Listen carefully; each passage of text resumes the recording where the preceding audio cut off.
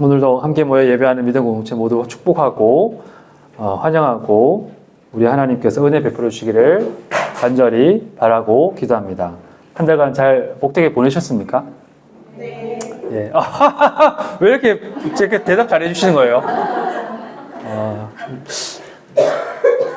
제가 좀 하소연을 좀 하자면, 제가 이번에 설교를 되게 힘들게 준비를 했거든요.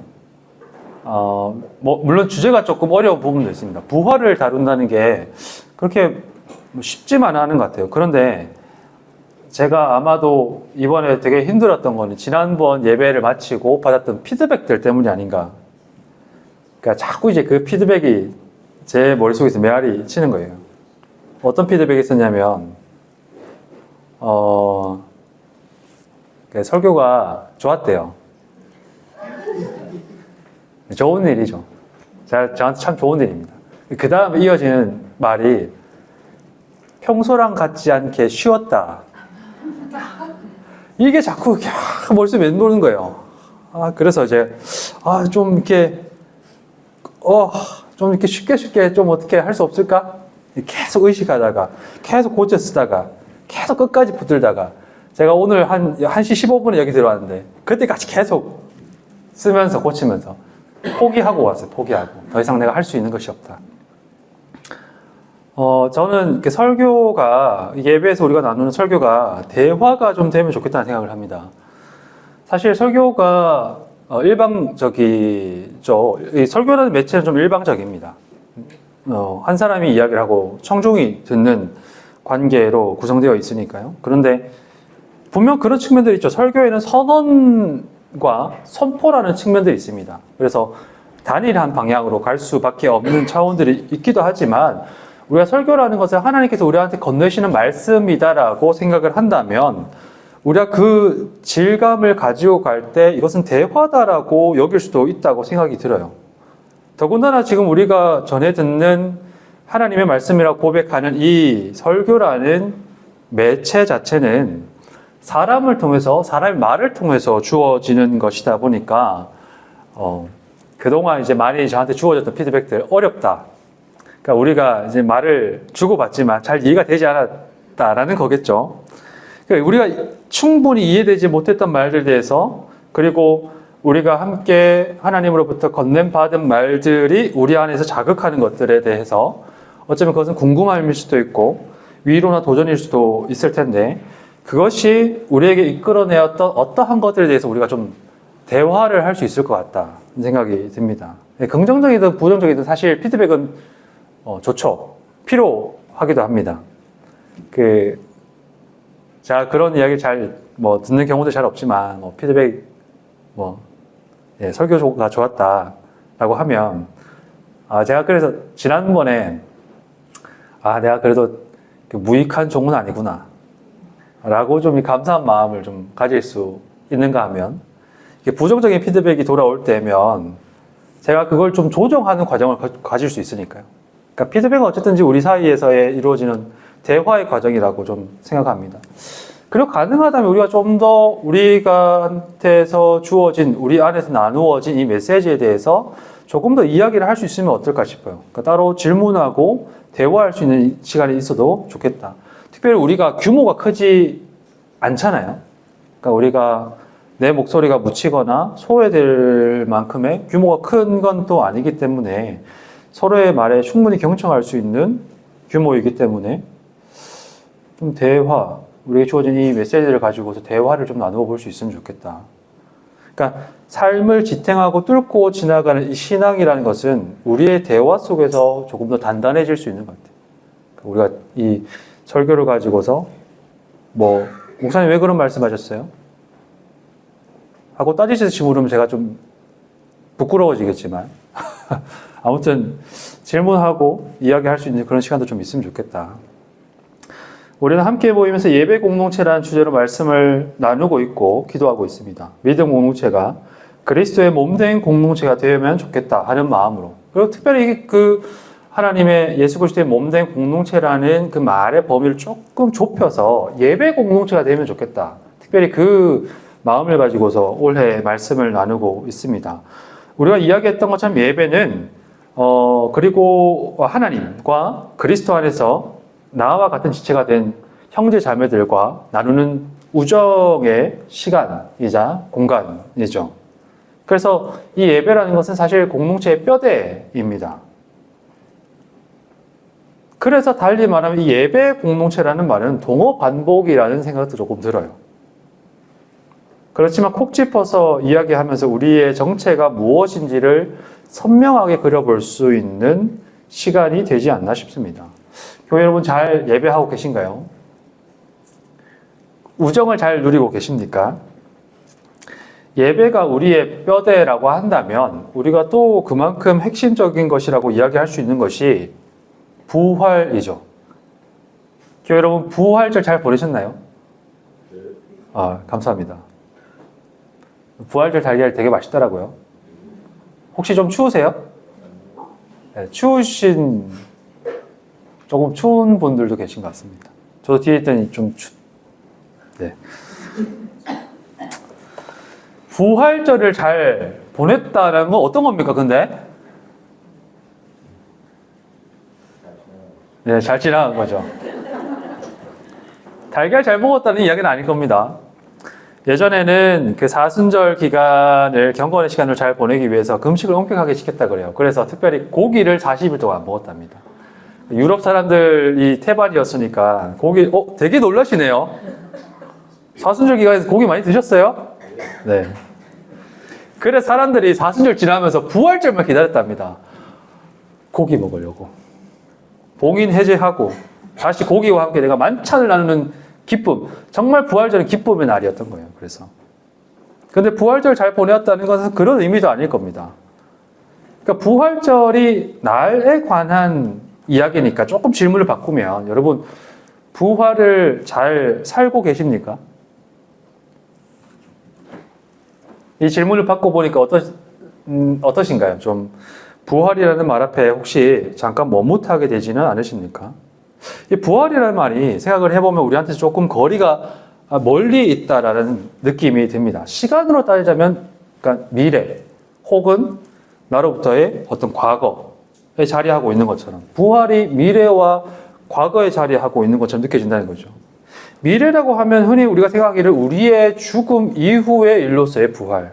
과거라고 하면 우리 이전에 있던 예수 그리스도의 죽음과 관련된 것으로서 부활이 위치하고 있는 것은 아닌가.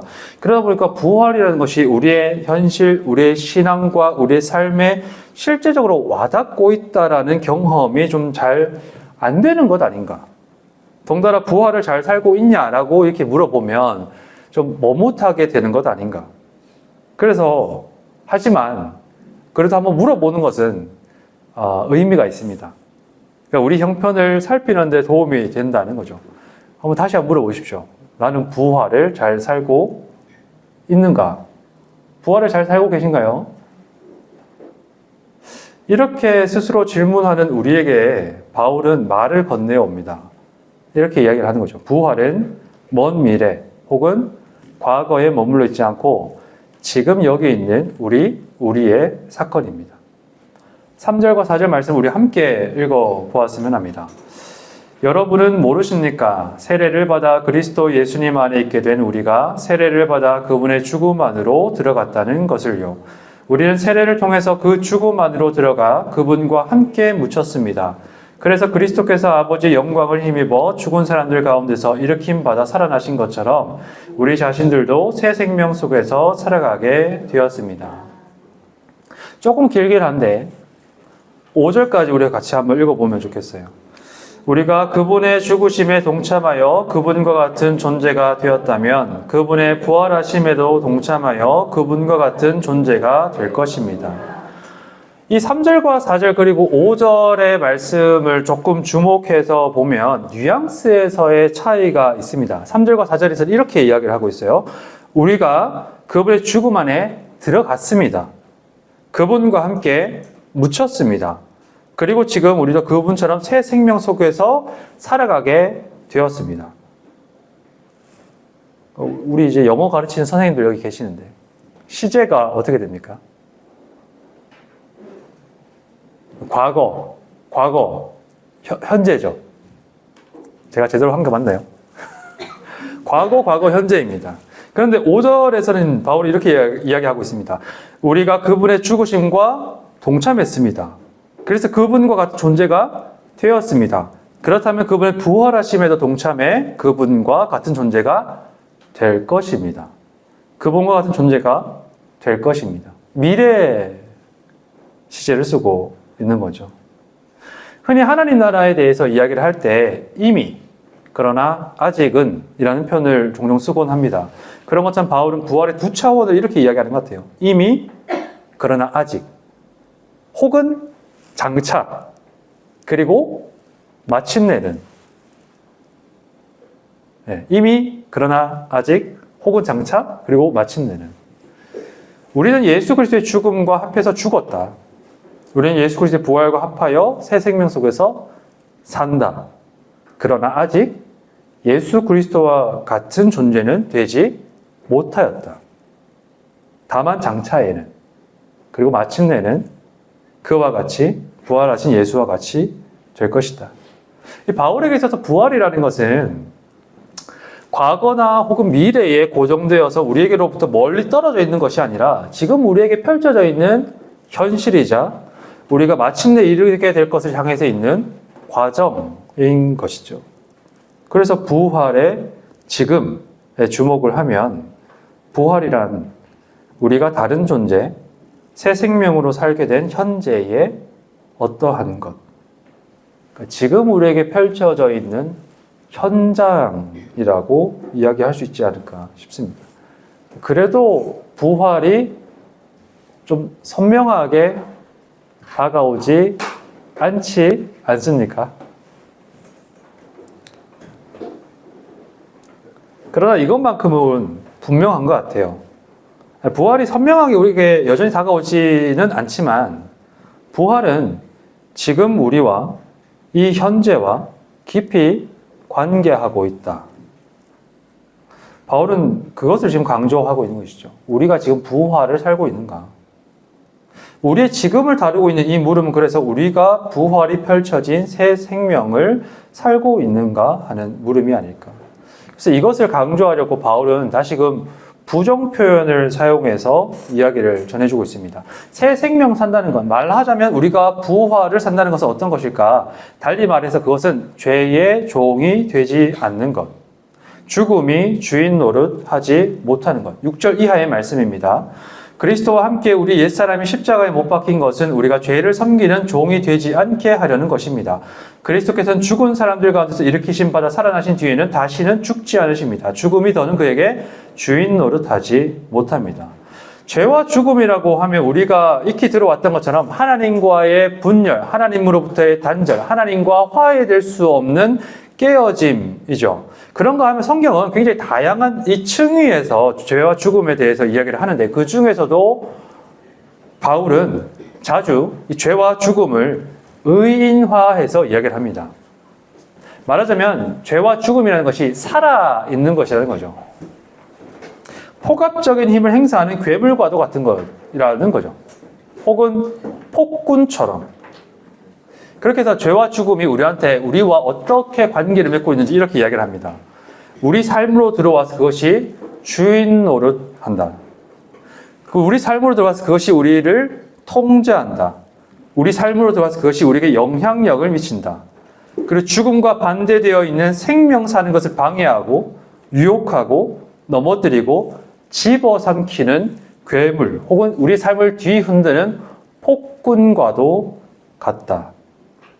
최근에 그 쓰레기 봉지 때문에 좀 분주하신 분 혹시 계셨나요? 나 쓰레기 봉지 찾으러 나가본 적 있다. 아무도 없어요? 저기, 네. 다 좋은 데 사시는군요. 자, 최근에, 몇 주 전만 해도 좀 제법 날씨가 쌀쌀했잖아요.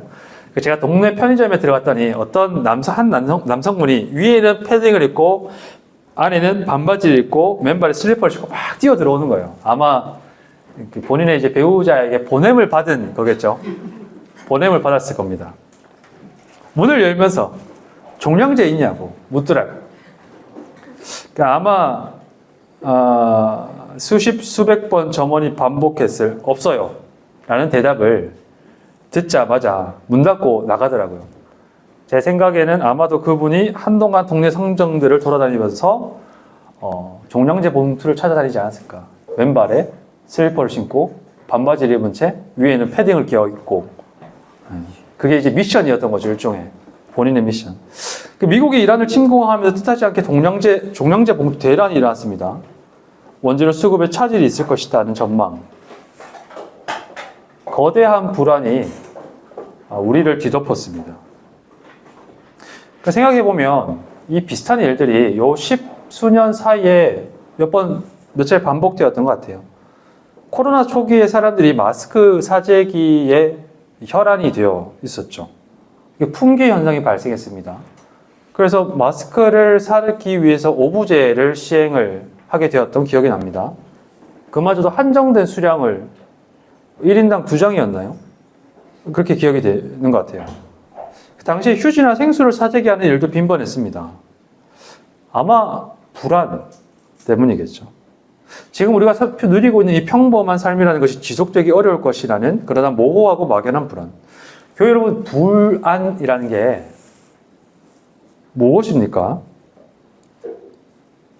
두려움은 어떤 겁니까? 오늘날의 신학은 이 불안과 두려움은 죽음의 현상이라 이야기를 합니다. 그러니까 죽음이 살아있는 우리의 삶을, 우리의 현실을 향해서 들이우고 있는 일종의 어두운 그늘과도 같은 것이라고 이야기를 하는 거죠. 많은 사람들이 죽음이 없는 것처럼 살아갑니다. 내가 죽지 않을 것처럼 산다는 게 아니라 죽음이 없는 것처럼. 그러니까 우리 사회, 우리가 살아가는 세계, 우리 사회는 죽음을 통제하고 관리합니다. 가능하면 우리가 살고 있는 삶으로부터 죽음을 멀리 떨어뜨려 놓고 그것의 있음을, 그것의 존재를 은폐하려고 합니다.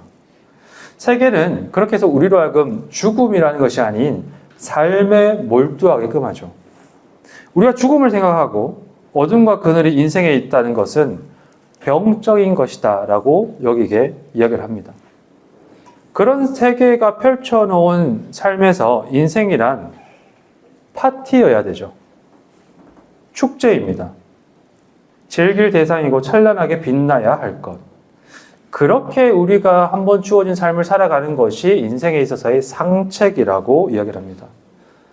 마치 SNS를 보면서 전시되는 트렌드나 유행을 뒤따라서 내가 길게 줄 서지 않으면 마치 인생이 어딘가 뭔가 좀 빠진 것처럼, 내가 놓쳐서는 안 되는 인생에 단 한 번 오는 즐거움을 놓치는 것처럼 이야기를 하죠.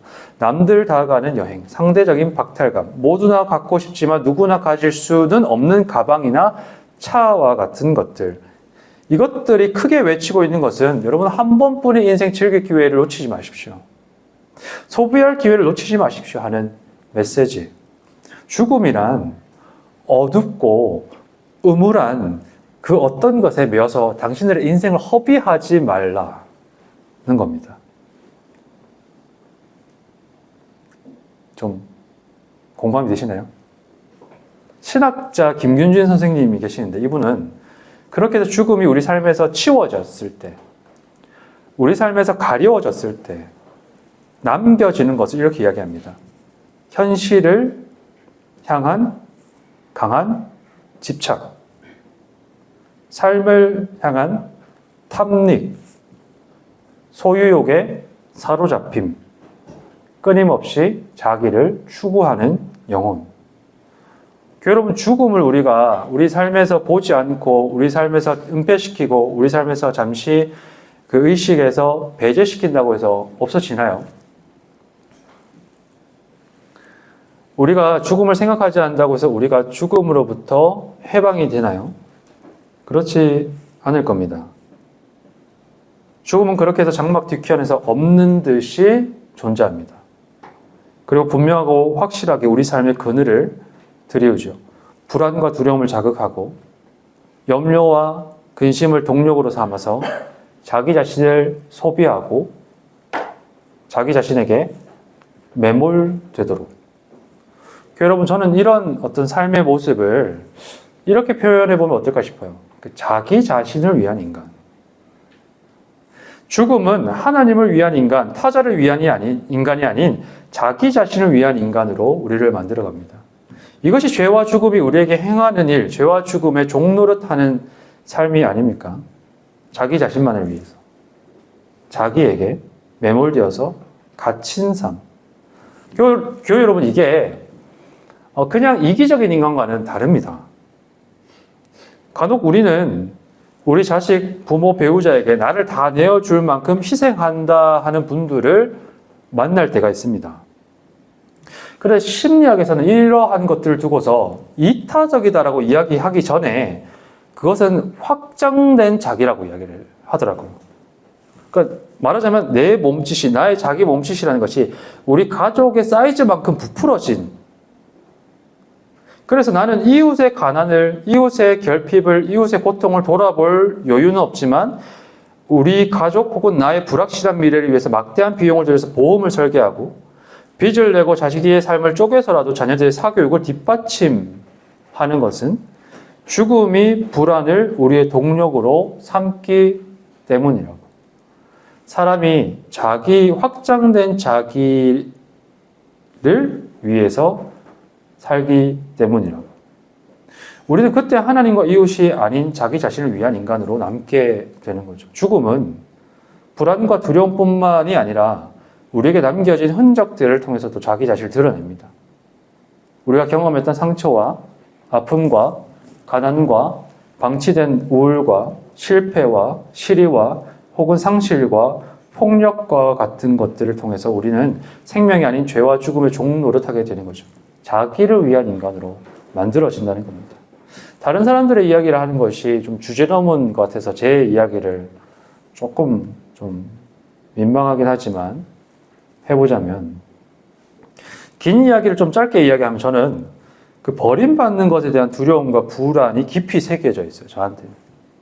그러니까 사랑을 주고받고 화목한 삶을 사는 것보다는 제 삶이나 제 존재가 받아들여지지 않고 긍정되지 않은 경험이 뿌리 깊게 자리 잡고 있습니다.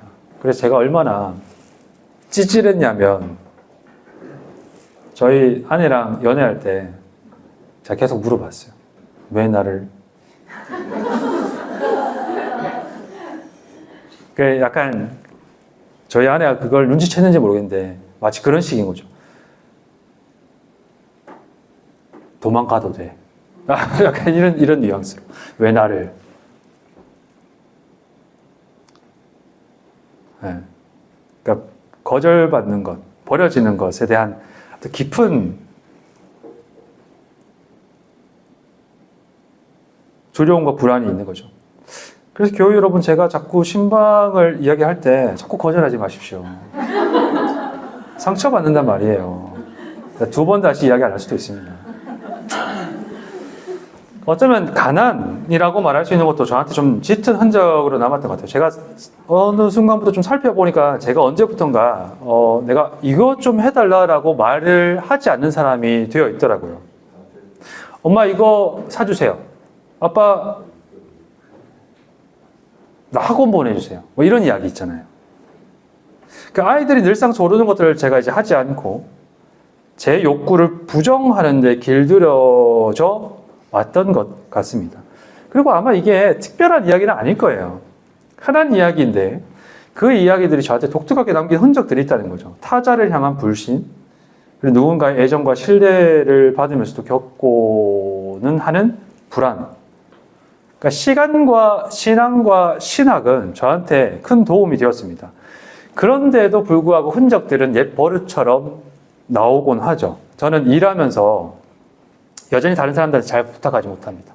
집사님 이것 좀 해주세요. 제가 이런 거 잘 못해요. 그러니까 제가 뭘 하면 웬만큼 좀 받아주십시오. 그래서 제가 뭔가 요청하는 좀 망설여지는 거죠. 그런 거 하면 제가 되게 받는데 좀 인색해요. 누군가의 칭찬이나 물론 이제 좋은 피드백 해주면 기분 좋은데 제가 뭐라고 대답해야 될지 잘 모를 때가 많아요. 누군가의 칭찬 혹은 선물 그런 걸 받을 때 마지못하고 어색해하고 너무 좀 민망해하는 거죠. 이게 제게 이렇게 새겨진 남겨진 흔적들의 버릇 같은 겁니다. 그런데 여러분, 우정이 좀 그런 거 아닌가요? 자기 연약함을 드러내고 우리가 도움 받기도 하고 선물을 주기도 하면서 그러면서 우리 사이에서 나누어지는 것들이 우정 아닙니까? 하나님께서 우리한테 선물 주셨다라고 하는 것을 우리가 은혜라고 표현하잖아요. 하나님과 우리 사이에서의 우정이 바로 그 선물을 주고받은 가운데서, 은혜를 주고받은 가운데서 하나님과 우리 사이에 우정이 생겨나는 거죠. 그리고 그것이 우리를 진정한 생명 되게 만드는 겁니다. 예수 그리스도가 만들어내신 화해 안에서 우리가 그렇게 누리는 참된 우정이 우리에게 주어진 새 생명이라고 바울은 이야기를 합니다. 이것이 창세기에서 우리에게 보여주는 하나님께서 좋다고 말씀하셨던 그 세계죠. 하나님과 만들어진 존재들 사이에서 누리는, 그리고 만들어진 존재들과 만들어진 존재 사이에서 누리는 우정이 가득한 세계. 그런데 죽음이 그걸 가로막는다는 겁니다. 그 생명을 앗아간다는 거죠. 우리에게 남겨진 어떤 흔적들, 상흔들을 통해서 우리를 우정으로부터 멀리 떨어뜨려 놓습니다. 우정을 누릴 만한 존재가 되지 못하는 것처럼.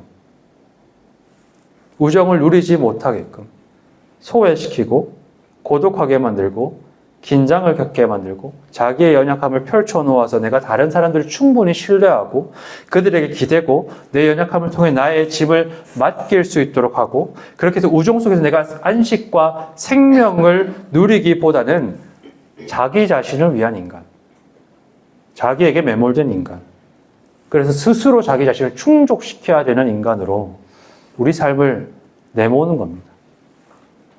이게 죽음의 일이죠. 죽음이 우리 삶에 들이우고 있는 현재적인 그늘입니다. 죄와 죽음의 종이 되어서 자기를 위한 인간으로 우리를 축소시켜버리는 것. 축소시켜버리는 것. 여러분, 자기를 위한 인간이 되는 건 축소되는 겁니다. 창세기에서 하나님께서 원래 사람을 만들 때 그 사람은 우정 어린 존재예요. 타자를 위한 존재입니다. 하나님을 위한 존재이고 자기 옆에 있는 창조된 피조물들을 위한 존재입니다. 그런데 자기를 위한 인간으로 되는 것은 우리가 쪼그라드는 일입니다. 기독교적으로는 이렇게 다시 말할 수 있을 겁니다. 11절 말씀입니다. 이와 같이 여러분 자신들도 여러분들이 죽어서 죄의 지배를 끝장냈고 그리스도 예수님 안에서 하나님을 바라보며 살아간다고 여기십시오. 하나님은 우리를 우정의 존재로 만드셨어요. 하나님과 이웃과 사랑하며 우정 누리며 살아가는 것이, 그것이 생명 어린 삶이라고 이야기하십니다.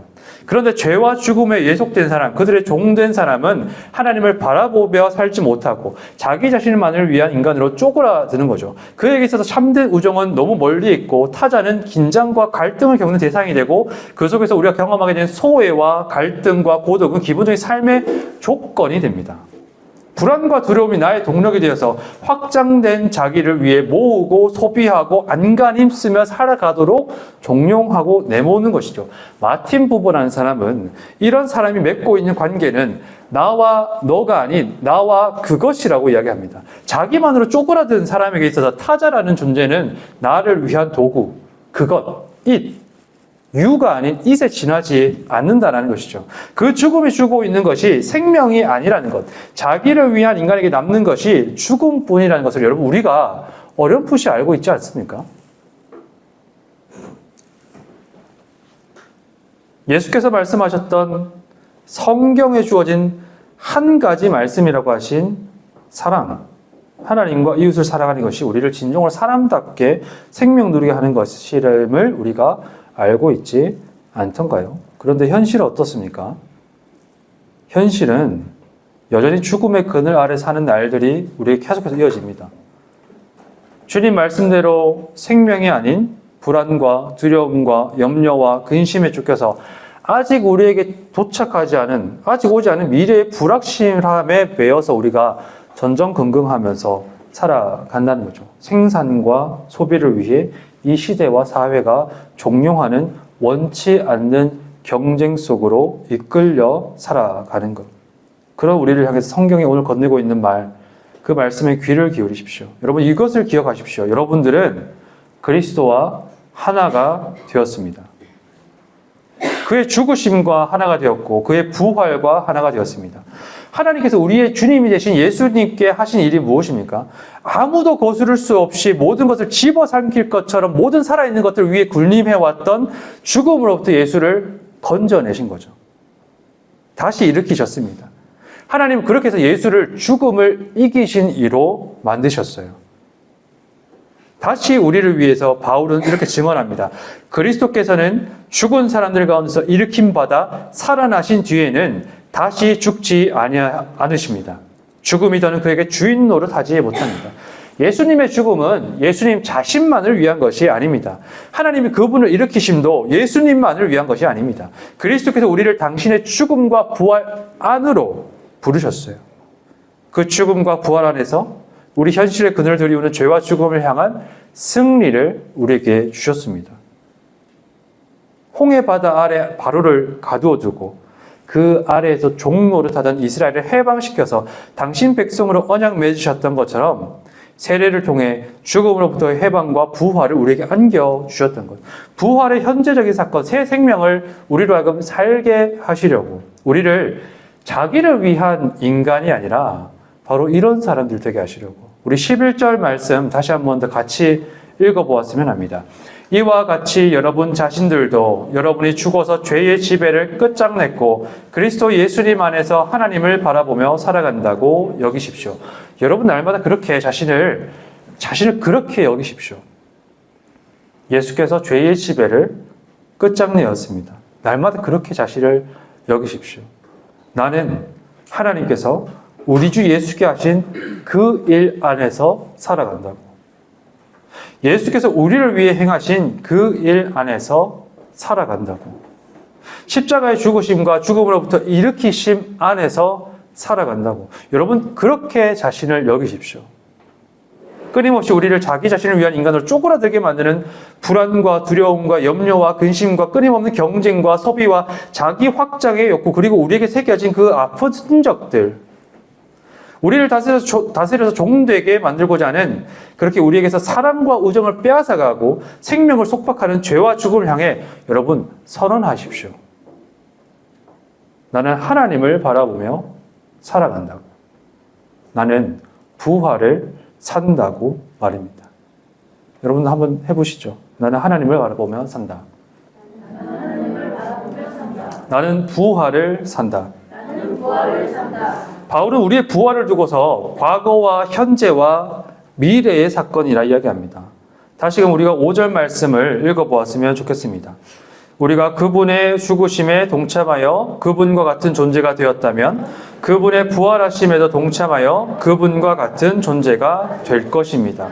부활은 우리의 완성된 현실이지만 동시에 미완의 과정입니다. 우리는 부활을 살면서 여전히 존재하고 자리하는 죽음의 냄새를 맡습니다. 불안과 두려움과 염려와 우리의 상처와 남겨진 흔적들은 다시금 우리의 생명을 갉아먹고 자기를 위한 인간으로 스스로를 쪼그라들게 만듭니다. 우리는 계속 그런 것들을 경험할 겁니다. 그 경험에 노출되어서 살아갈 겁니다. 그래서 여러분 우리가 공동체로 모이는 거예요. 예배 공동체로 우리는 모입니다. 이 예배를 통해서 우리는 부활의 사람들, 부활을 사는 사람들로 다시 창조됩니다. 자기를 위한 인간이 아니라 하나님을 바라보며 우리 친구들과 우정을 나누는 사람들로 다시 창조됩니다. 우리는 서로 줍니다. 받기에 인색한 저와 같은 사람들에게도 우리는 줌으로써 서로의 우정을 풍성하게 합니다. 소외된 이들의 곁에서 손을 잡고 상실의 아픔을 곱씹는 이들과 함께 울면서 우리는 때로 그 곁에서 버티고 지지하며 다시금 주님께서 부활하시면서 우리에게 주신 그 새 생명을 틔웁니다. 우리는 함께 그렇게 부활을 사는 것이죠. 때문에 우리는 이렇게 노래할 수 있을 겁니다. 예수 그리스도와 하나가 되어서 그의 부활을 덧입어서 그 풍성한 생명을 바라보기 때문에 우리는 무명하나 유명한 자요.